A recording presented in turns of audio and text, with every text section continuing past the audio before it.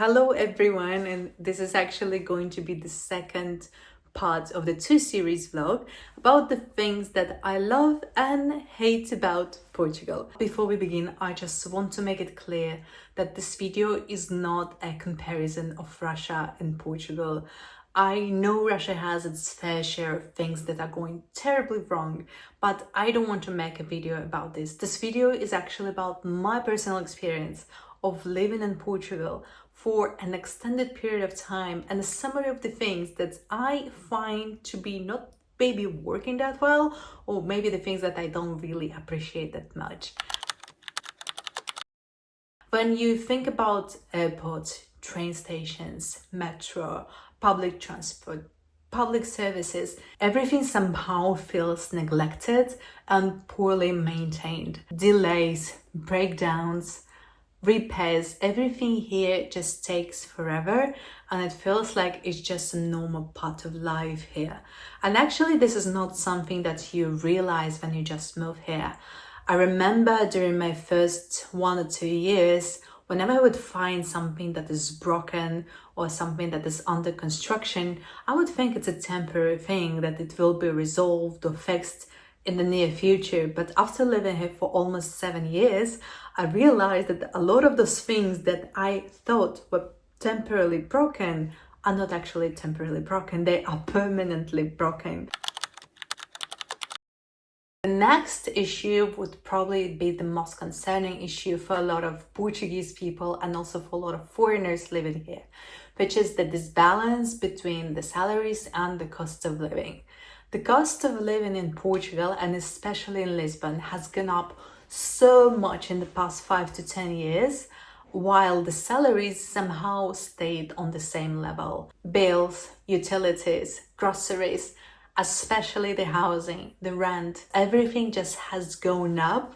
It's becoming just unaffordable to live in this country if you're actually also working in this country. And just to give you an example, when I just moved here as a student and I was renting a room somewhere not really far from the city center of Lisbon, I was paying 320. Now that very same room costs almost 600 in the very same building, in the very same street, which, if you think about it, is insane, because the prices have gone up at least double of what they were just 5 years ago. And this disbalance between the salaries and the cost of living is actually what's pushing a lot of young people, both Portuguese and foreigners, to leave this country because it has become unaffordable. Finding a good, well-paid job is actually a big challenge, especially if you're not Portuguese or at least European. This is not only my experience, this is also an experience of a lot of other foreigners who are living in Portugal and trying to get a job here. The opportunities are quite limited, the market itself is very small, and the salaries almost never match the experience or the qualifications. I think Portugal is a great place for lifestyle, but for career growth, not that much. Unless you have a job elsewhere, be it in America or in the north of Europe, and you can do that job remote, it's really, really very hard to get a job here that will be well paid and good. I know bureaucracy in general is bad everywhere. I've lived in a number of different countries and it was never a pleasant experience, to be honest, but here it feels particularly bad. Endless paperwork, outdated systems, lack of digitalizations, and inefficient processes that honestly feel like they're stuck somewhere in the 90s, and everything just takes forever. Every single issue that you have to resolve will take you an incredible amount of time and effort. And a special nightmare is immigration services that honestly they become completely dysfunctional in the past 5 years. If you've been an immigrant in Portugal, you probably know what I'm talking about. I've been struggling to renew my documents for already several years, and not because I'm not doing the job, but because the entity that is supposed to deal with my process is just not working. and nobody knows how it's working. And honestly, I can speak for hours and hours and hours about this problem because it just affects your life in every single way it can, and you cannot do anything about it because it's just not working. The next issue is kind of coming out of the cost of living crisis, which is the housing crisis. I see so many abandoned buildings all over the city. Construction moves painfully slow, and there isn't just enough housing to meet the demand. And the housing itself that is available on the market is of a very low quality, very often in a very bad condition, and it almost never matches the price that is asked for it. And I know this problem is not unique to Portugal.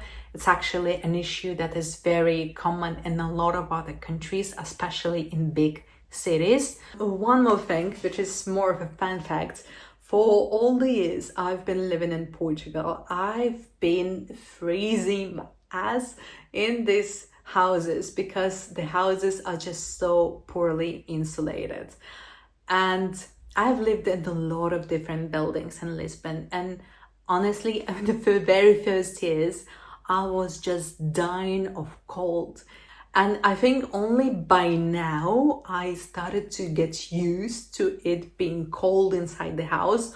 Although I gotta say, I started using the heater regardless of how much it might cost me, because I cannot afford freezing for hours inside my own house.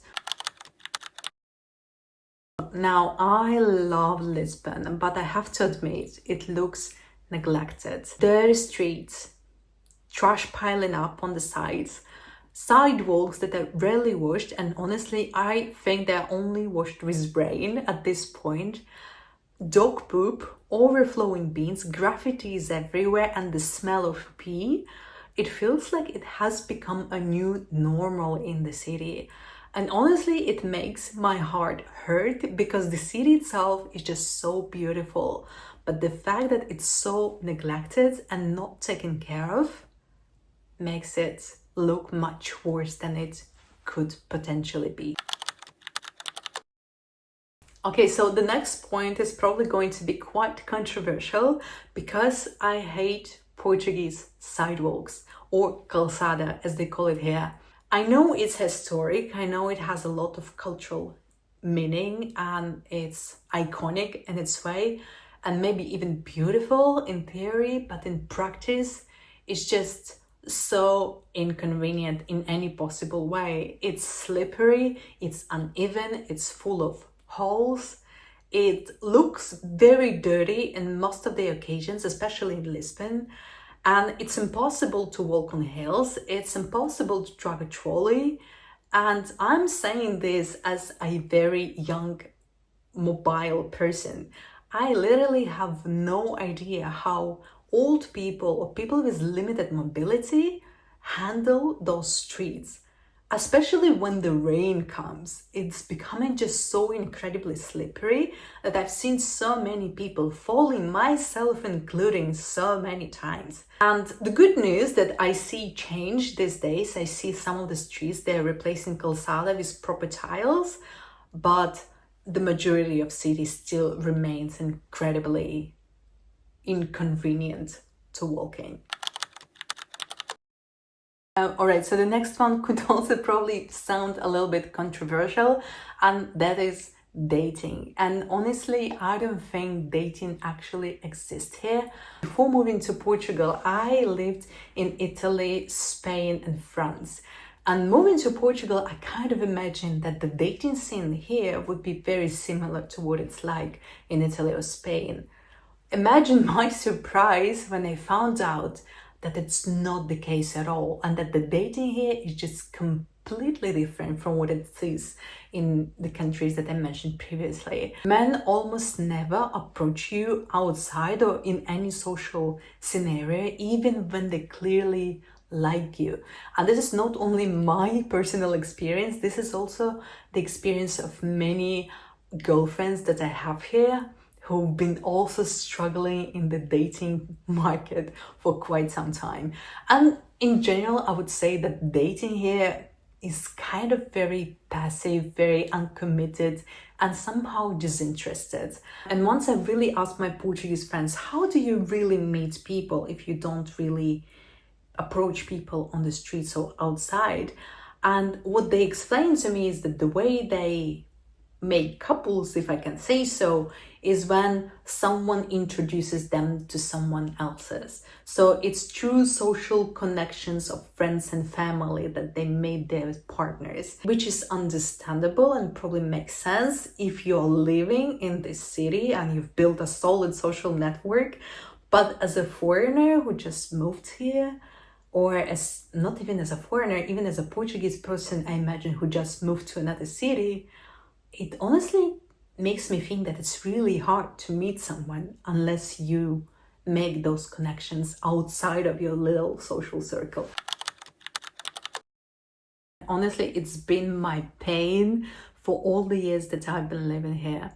Constant delays, strikes, poor maintenance, lack of air conditioning on the busiest train lines, for example, such as Sintra or Cascais, and in general, very bad state of metro stations and train stations and airports.